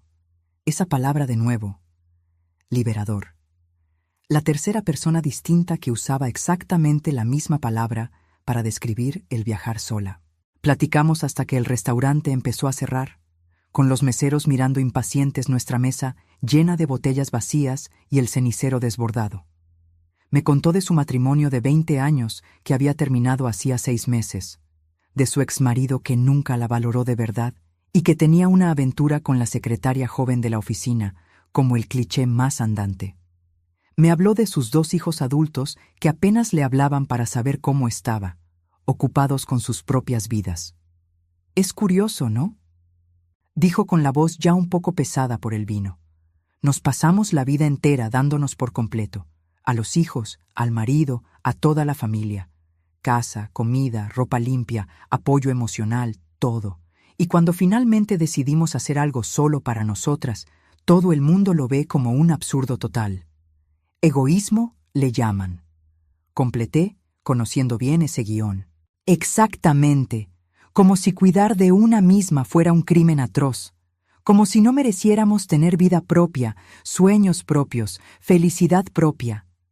Gesticulaba con el cigarrillo, dejando un rastro de humo en el aire. Nos despedimos cerca de la medianoche con un abrazo apretado y largo de 2 mujeres que se entendían perfectamente. Intercambiamos números de WhatsApp, correos y promesas sinceras de vernos en México, que tal vez nunca ocurrirían, pero que en ese momento eran absolutamente genuinas. «Eres una fegona, Julia, nunca lo olvides», gritó cuando arrancó su taxi. Regresé caminando al hotel, aunque era tarde, aunque era potencialmente peligroso. Pero Barcelona de noche era demasiado hermosa para desperdiciarla con miedos excesivos. Y me sentía invencible, protegida por mi propio valor recién estrenado. En mis últimos días en Barcelona entré en un ritmo más pausado, más contemplativo. Desayunaba con calma en el hotel, leía el periódico en español, que aquí se entiende mejor, claro, y caminaba sin rumbo fijo por las calles del barrio gótico, perdiéndome a propósito en los callejones medievales.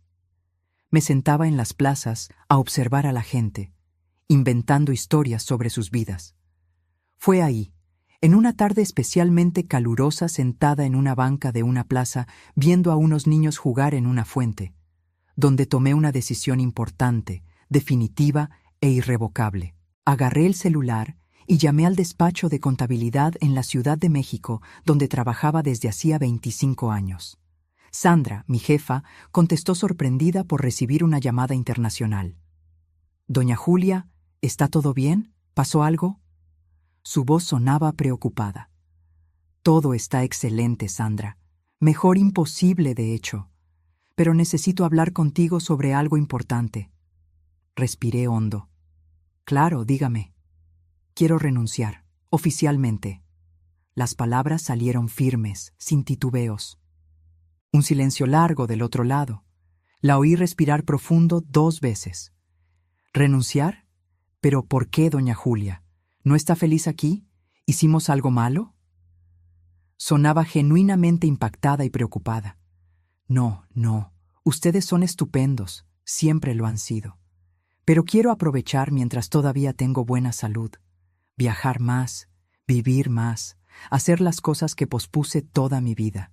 Viví 40 años para los demás, Sandra. Ahora quiero vivir exclusivamente para mí», expliqué con calma. Intentó convencerme de reconsiderarlo por casi 20 minutos. Me ofreció un aumento de sueldo del 15%, flexibilidad total de horario, incluso la posibilidad de hacer home office parcial.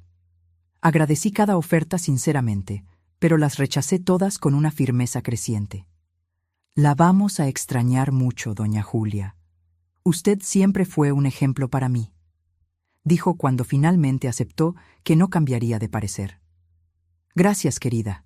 Por todo, por estos 25 años». Mi voz se quebró un poco. Cuando colgué, sentí que un peso enorme se quitaba de mis hombros cansados. No fue alegría exactamente, ni euforia, solo coherencia, solo una alineación entre lo que sentía y lo que hacía.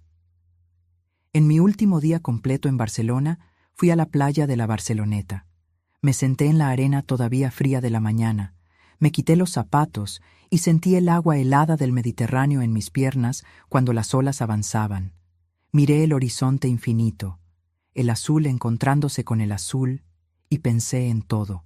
En los 40 años de matrimonio que parecían estar terminando sin que ninguno de los dos lo decretara oficialmente. En la hija de él, que crié como si fuera mía, pero que nunca me vio como madre. en la nieta que amé incondicionalmente, pero que me dejó de lado cuando le convino. Saqué el celular que guardaba en el bolsillo y abrí la aplicación del banco. Revisé los números con atención renovada. Tenía dinero ahorrado, no mucho pero suficiente. Ahorros de décadas de trabajo duro, de sueldos guardados, de gastos controlados. No era rica, nunca lo sería, pero tenía lo suficiente para vivir con sencillez y dignidad por algunos años si era cuidadosa. La casa donde vivíamos en México estaba exclusivamente a mi nombre. Siempre lo estuvo desde antes del matrimonio. Yo había comprado esa casa sola a los 26 años, 2 años antes de conocerlo, con el dinero que junté trabajando desde los 16. Nunca cambié la escritura después de casarme. A él le pareció exagerado en ese entonces, pero yo lo llamé prudencia. Mi madre me lo había enseñado.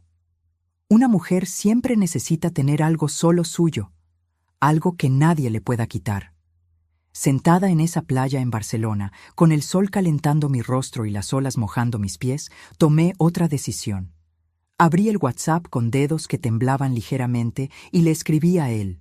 Un mensaje corto, directo, definitivo. Cuando regrese a México, quiero el divorcio. Oficialmente. Así de simple. Sin rodeos, sin explicaciones largas, sin justificaciones emocionales. La respuesta llegó asombrosamente rápido. Debía de tener el celular en la mano. ¿Te volviste loca de remate? ¿Después de 40 años de matrimonio quieres tirar todo a la basura por culpa de un viaje? No es por culpa del viaje, es por culpa de 40 años de sentirme invisible. Respondí con calma. Podemos hablarlo personalmente cuando vuelvas. Con calma, como adultos. Trataba de ganar tiempo. No hay nada que hablar. Ya lo decidí. Quiero el divorcio. Me mantuve firme. Estás siendo egoísta e irracional. Estás mandando a la fregada a toda una familia. Se fue al ataque. Bloqueé el número antes de que pudiera continuar. Ya no quería más discusiones. Ya no necesitaba justificarme más.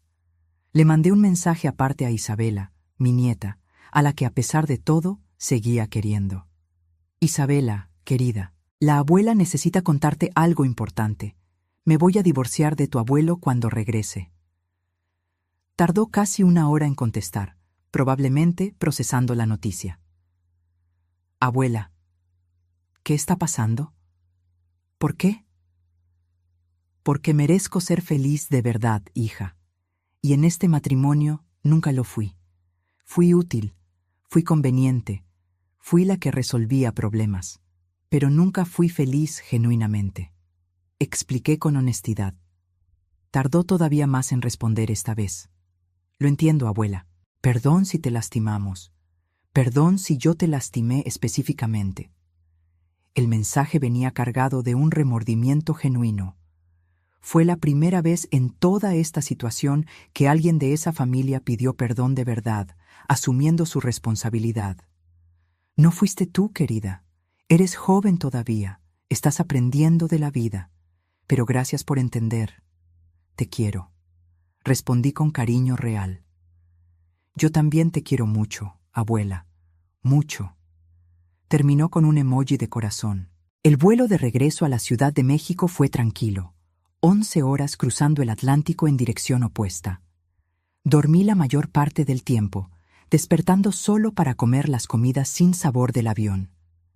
Cuando el avión finalmente aterrizó en el aeropuerto de la Ciudad de México en una mañana lluviosa y gris, yo ya sabía exactamente lo que tenía que hacer en los próximos días, semanas y meses. Llegué a casa a media tarde, lloviendo fuerte como solo llueve en la ciudad al final de octubre. La casa estaba oscura, silenciosa, exactamente como la dejé 2 semanas atrás, pero se sentía completamente distinta a mis ojos. Él no estaba, mejor así. No quería un enfrentamiento inmediato, necesitaba tiempo para reorganizarme antes de las batallas inevitables. Subí con la maleta pesada, arrastrándola por los escalones porque estaba demasiado cansada para cargarla. Deshice todo con calma, separando la ropa sucia, guardando los recuerditos baratos que compré en cada ciudad. Cada objeto me traía una memoria específica.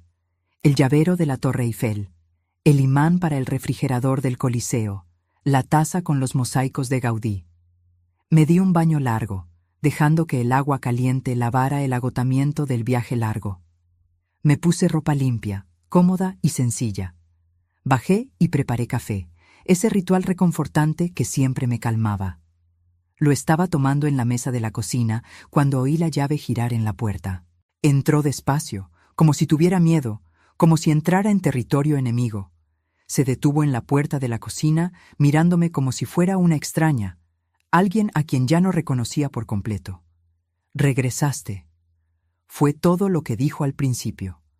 «Regresé», confirmé, tomando mi café con calma. «Tenemos que hablar en serio de todo esto, Julia». Jaló una silla pero no se sentó. Se quedó ahí parado apoyado en el respaldo. «No hace falta, ya decidí todo». Mantuve mi voz firme. «No puedes simplemente mandar a volar 40 años así, como si no significaran nada». Alzó la voz, frustrado por mi calma. «No los estoy mandando a volar. Estoy cerrando un ciclo que ya terminó hace mucho. La diferencia es que ahora finalmente tuve el valor de admitirlo». Puse la taza en la mesa con cuidado. Jaló la silla finalmente y se sentó, cansado, derrotado. ¿Qué fue lo que hice tan mal para merecer esto? Lo miré. Realmente lo miré. Tal vez por primera vez en años. Vi a un hombre viejo, 72 años, cargados en su rostro arrugado, cansado de una vida que tampoco fue fácil. Pero no sentí la lástima suficiente para desistir. «Me borraste. Durante 40 años enteros me borraste sistemáticamente. Mis ganas, mis sueños, mis deseos, todo siempre venía después de todos los demás. Y yo lo dejé pasar. Esa es mi culpa. Yo lo permití, yo lo acepté, yo me callé». Hablé despacio, eligiendo cada palabra. «¿Yo te borré? Siempre te respeté. Nunca te pegué, nunca te engañé, siempre trabajé». Se defendió con indignación. «El respeto no es solo no pegarme o no engañarme con otras mujeres. El respeto de verdad es verme como una persona completa. Es considerarme en las decisiones. Es elegirme de vez en cuando, en lugar de siempre elegir a todos los demás». Expliqué con una paciencia que no sentía. «Yo te elegí cuando me casé. Elegí pasar mi vida contigo». Insistía él. «¿Y después? ¿Cuántas veces me elegiste después del matrimonio? Cuando era yo contra tu hija, siempre la elegías a ella. Cuando era yo contra el trabajo, siempre elegías el trabajo. Cuando era yo contra cualquier otra cosa, nunca, ni una sola vez, fui yo la elegida». Cada frase salía más pesada. Se quedó callado finalmente, sin argumentos inmediatos. «El viaje era demasiado importante para mí», continué. 40 años de casados, un aniversario que debió celebrarse juntos, y tú lo cancelaste. Por un mensaje, como si yo fuera un compromiso desechable en una agenda llena. Iba a reprogramarlo. Dije que solo era posponerlo. Trató de defenderse otra vez. «¿Para cuándo exactamente? Nunca lo dijiste, porque tú mismo no lo sabías, porque a ti no te importaba de verdad. Era solo algo que hacías para darme el avión, no porque quisieras genuinamente». Le di en el punto sensible. Me levanté de la silla y tiré el resto del café frío en la tarja. Miré por la ventana de la cocina hacia el patio que cuidé sola durante años. «Quiero el divorcio y quiero que te vayas de mi casa», dije aún de espaldas. Era más fácil así. «¿Tu casa? Esta casa es nuestra. Vivimos aquí juntos desde hace 35 años». Se levantó él también, alterado. «No, es mía. Siempre fue exclusivamente mía. Está solo a mi nombre. La compré antes de casarme. Tú siempre lo supiste». Me volteé para encararlo. Vi cómo su rostro cambiaba por completo. El coraje le cedió el paso lentamente al miedo, al pánico, a la comprensión de que hablaba en serio. «No puedes correrme de mi propia casa». Pero su voz ya tenía menos convicción. «Sí puedo, y lo voy a hacer, pero no con crueldad innecesaria. Te voy a dar 3 meses para que encuentres un lugar y te mudes. Es tiempo más que suficiente para que un hombre adulto se organice». Fui firme, pero no cruel. Todavía intentó argumentar por más de una hora. Dijo que me había vuelto loca de remate, que estaba teniendo una crisis de los 60 atrasada, que me iba a arrepentir amargamente. Dijo que lo estaba humillando frente a toda la familia. Dijo que era una venganza mezquina. Escuché todo en silencio, recargada en la tarja. Cuando finalmente se quedó sin palabras, sin argumentos y sin voz, simplemente subí a la recámara y cerré con llave. Lo oí caminar por la casa azotando cosas, maldiciendo en voz baja, y eventualmente subiendo al cuarto de visitas donde se había instalado. Me acosté en mi cama y por primera vez no sentí peso en el pecho. Sentí ligereza. Sentí que era lo correcto. Sentí que finalmente, después de 68 años completos, estaba tomando las riendas de mi propia vida. Al día siguiente, muy temprano, busqué a un abogado especializado en divorcios que una vieja amiga me había recomendado hace años. El licenciado Marcelo, un despacho pequeño pero respetado en el centro de la ciudad. Me recibió con amabilidad profesional y me ofreció un café que acepté agradecida. Conté toda la historia con una objetividad que me sorprendió hasta a mí misma. No dramaticé, no lloré, no pedí validación emocional.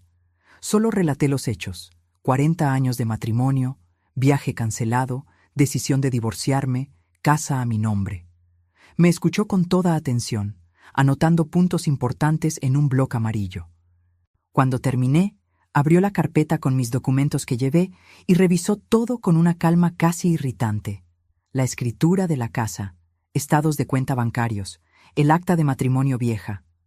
Se tardó varios minutos en silencio analizando cada página. Finalmente levantó la vista y habló con la naturalidad de quien platica sobre el clima. La casa está exclusivamente a su nombre, doña Julia, comprada antes del matrimonio y nunca se cambió el régimen. Legalmente, usted puede venderla cuando quiera sin necesitar la autorización de él. Confirmó lo que yo ya sabía. ¿Y él puede impugnar? Pregunté, preparada para las complicaciones. Puede intentar argumentar que hay una sociedad de convivencia de décadas que contribuyó financieramente al mantenimiento aunque no fuera el dueño. Pero, siendo muy honesto con usted, sus posibilidades de éxito son mínimas si toda la documentación está en orden. Fue directo, y lo aprecié. Pregunté sobre posibles consecuencias legales, plazos y costos. Me explicó cada escenario con paciencia profesional, sin juicios morales sobre mi decisión. Salí de ahí una hora después con la sensación extraña de estar cruzando un puente que conocía de lejos, pero que nunca había usado de verdad. Al volver al trabajo, que todavía sería mío por unas semanas más, comí rápido en una fonda cerca del despacho del abogado. No tenía hambre de verdad, pero comí mecánicamente porque sabía que necesitaba mantener el cuerpo funcionando bien. Siempre he creído que las decisiones importantes requieren claridad mental, y la claridad mental requiere un cuerpo bien cuidado. Por la tarde recibí una llamada de él, la primera desde que regresé. Contesté al tercer timbre. ¿De verdad contrataste a un abogado? Su voz mezclaba enojo e incredulidad. Sí, así es. El proceso de divorcio va a empezar oficialmente la próxima semana. Confirmé con calma. Estás exagerando absurdamente, Julia. Todo esto por un viaje.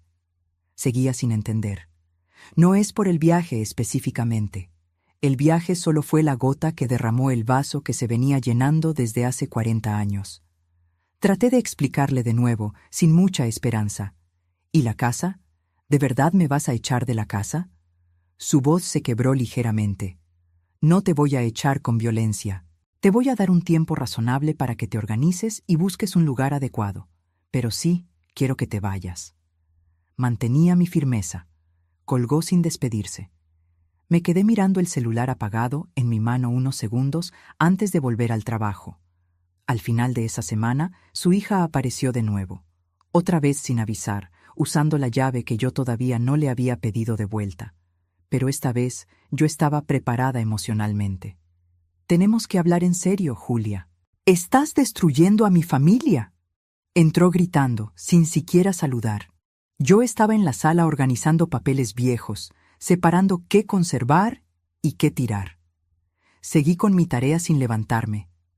No estoy destruyendo nada, solo estoy terminando algo que ya no funciona. Respondí con calma, sin mirarla. No puedes poner a mi papá en la calle así. Tiene 72 años. ¿A dónde se va a ir? Estaba genuinamente desesperada. Puede vivir contigo, puede rentar un departamento, puede vivir en un hotel. Hay muchas opciones para un hombre adulto con pensión. Enumeré las posibilidades obvias. Usted siempre fue egoísta, pero esto ya pasó todos los límites. Prácticamente gritó. Solté los papeles finalmente y la miré directo a los ojos. ¿Egoísta? ¿Yo, que pagué tu escuela privada carísima por años? ¿Yo, que te llevaba al doctor cuando tu papá no podía?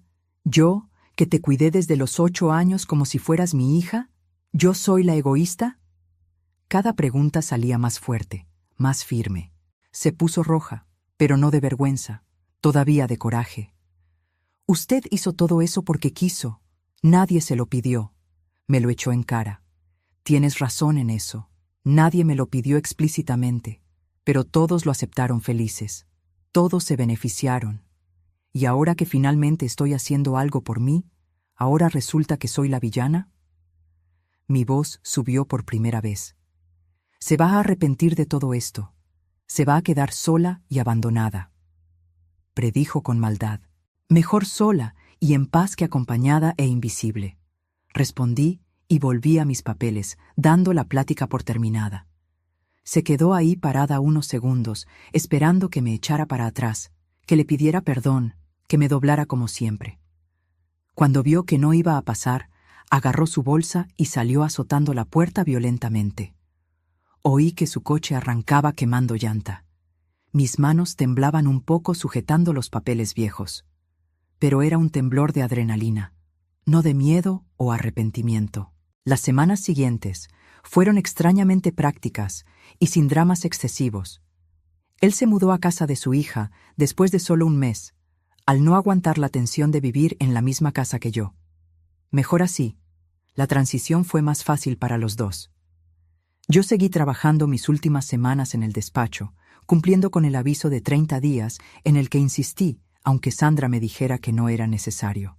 Organicé todos mis archivos, capacité a mi reemplazo, una muchacha competente de 35 años que hacía preguntas inteligentes. En mi último día de trabajo, Sandra organizó un pequeño convivio con pastel de chocolate y refrescos.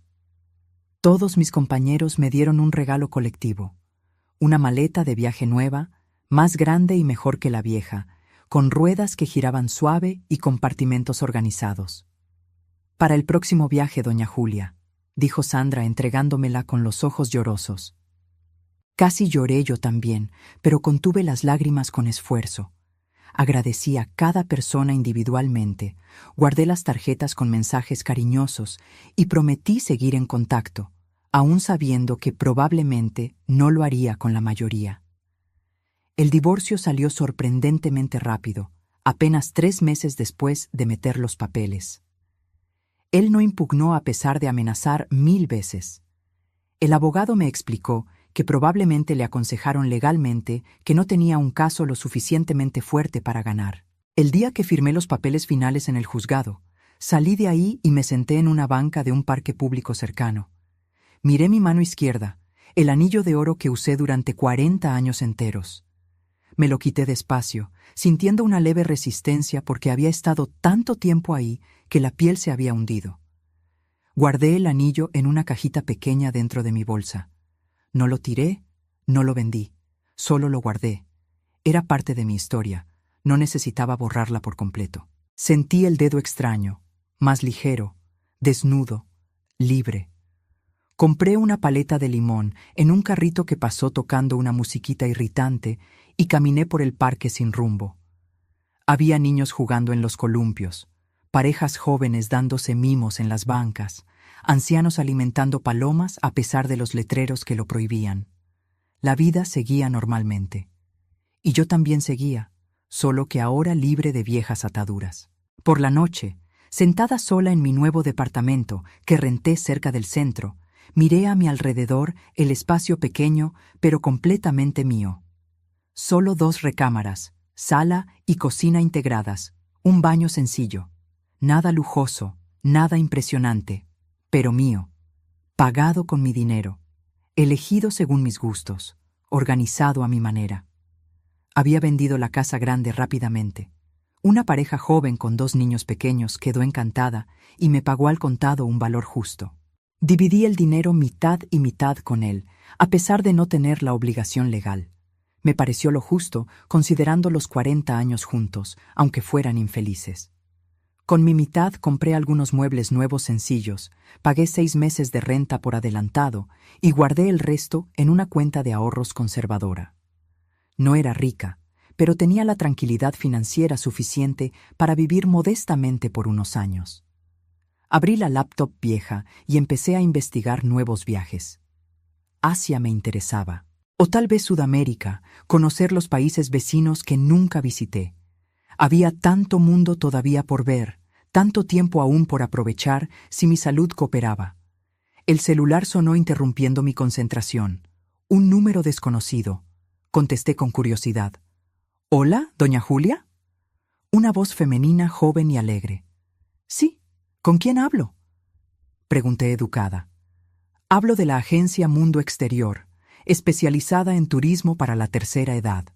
Vimos que buscó paquetes en nuestro sitio», explicó ella. Tercera edad. La frase me hizo sonreír. Técnicamente era cierto, pero se sentía mal considerando cómo me sentía ahora. En realidad, estoy en la primera edad de mi nueva vida. Respondí y me reí sola de mi propio comentario.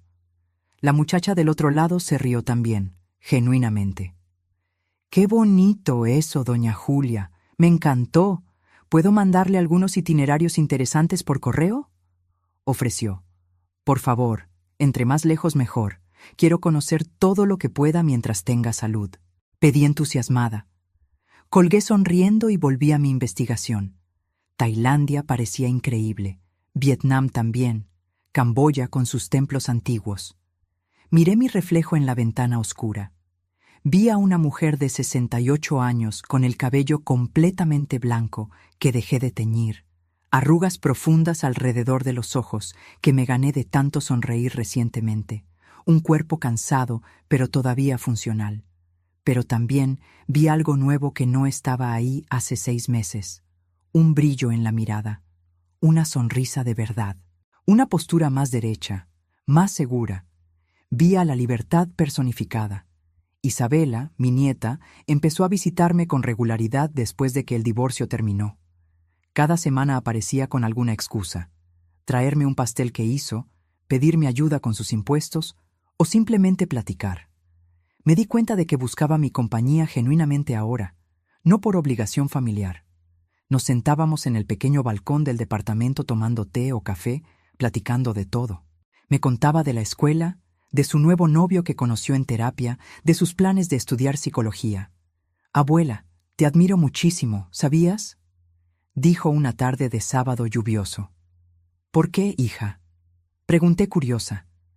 «Por haber tenido el valor de empezar de nuevo a los 68 años, de dejarlo todo e ir tras tu felicidad. Mucha gente joven no tiene ese valor». Habló en serio, madura más allá de sus 16 años. «Tardé demasiado en tener ese valor, Isabela. No esperes tanto como esperé yo. No dejes que nadie te borre, nunca», le aconsejé sujetándole la mano. «Te lo prometo, abuela, te lo prometo». Apretó mi mano de vuelta. La hija de él nunca más apareció. Mandaba mensajes ocasionales por WhatsApp, siempre cortos, siempre formales. Hablábamos rara vez, solo cuando era absolutamente necesario. No le tenía un rencor activo, pero tampoco tenía ganas de cercanía. Algunos puentes se queman por completo, y está bien, lo aprendí. ¿Y él? Supe por Isabela que vivía en un departamento pequeño cerca de su hija, recibiendo una pensión modesta pero suficiente, que se veía más viejo, más cansado, más triste, que preguntaba por mí a veces, pero que nunca intentaba un contacto directo. No sentía placer con su sufrimiento, pero tampoco sentía la responsabilidad de consolarlo. Cada uno estaba cosechando lo que sembró durante décadas. 6 meses después de que el divorcio finalizó, estaba embarcando hacia Tailandia finalmente, sola de nuevo, y completamente feliz con ello. Isabela fue a dejarme al aeropuerto otra vez, nuestra tradición ahora, al parecer. «Abuela, ¿prometes que vas a mandar foto diario?», pidió con los ojos brillantes. «Te lo prometo, mi amor», la abracé fuerte. «Y con cuidado allá, ¿eh? Tailandia está muy lejos, es muy diferente». Se preocupaba genuinamente. «Lo sé, por eso mismo voy, para experimentar lo diferente», expliqué sonriendo. Me dio un abrazo fuerte y largo. «Te quiero mucho, abuela. Eres mi inspiración». «Yo también te quiero, querida. Más que a nada». Aguanté las lágrimas con esfuerzo. En el avión rumbo a Bangkok, me senté al lado de una señora inglesa muy simpática de 75 años, llamada Margaret. Iba a encontrarse con un grupo de amigas viudas, todas viajando juntas por Asia. «Mi esposo murió hace 10 años, un cáncer fulminante», me contó en un inglés británico precioso. «Me quedé 2 años encerrada en casa llorando, comiendo helado y viendo la tele. Hasta que un día pensé, Robert no querría esto para mí, así que empecé a viajar. Ya visité 47 países». «¿47?», repetí impresionada. «Sí, ¿y usted, dear? ¿Cuántos países ha visitado?», preguntó animada. «Apenas estoy empezando. Europa fue el primero, ahora Asia, a los 68 años finalmente». Admití un poco apenada por la tardanza. «Nonsense. Nunca es demasiado tarde, darling. Nunca». Me tocó el brazo con cariño. Platicamos prácticamente todo el viaje, 30 horas largas con conexión. Me dio consejos valiosos sobre Tailandia, lugares a donde ir, comidas que probar y estafas que evitar. Me mostró fotos hermosas de sus viajes anteriores. La India colorida, el Japón organizado, el Nepal montañoso, la Camboya mística. Cuando llegamos a Bangkok finalmente, agotadas pero emocionadas, me dio un abrazo fuerte y una tarjeta con su correo. «Mantengamos el contacto, Julia. Y recuerda, la vida es demasiado corta para vivirla por los demás. Vive por ti misma». Me aconsejó con la sabiduría de quien aprendió a la mala. Lo recordaré siempre.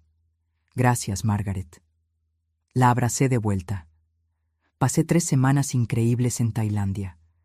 Visité los templos dorados de Bangkok, tan distintos a las iglesias europeas. Comí comida callejera demasiado picante que me quemó la boca, pero estaba deliciosa. Anduve en un tuk-tuk ruidoso por las calles caóticas. Vi espectáculos de danza tradicional. Visité un santuario de elefantes donde pude tocar a esos animales enormes y gentiles. Y en cada lugar, en cada momento nuevo, en cada experiencia única, sentí una gratitud profunda.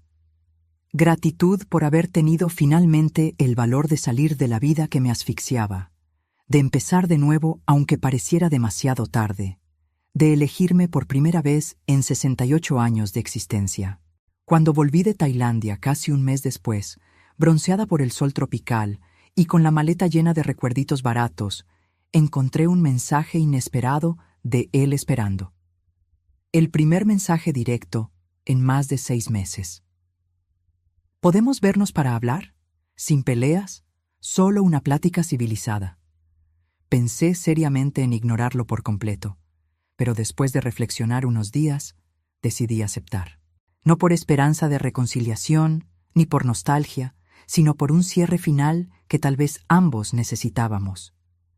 Quedamos en un café neutro cerca del centro, lo suficientemente público para que no hubiera escenas, pero lo suficientemente tranquilo para platicar.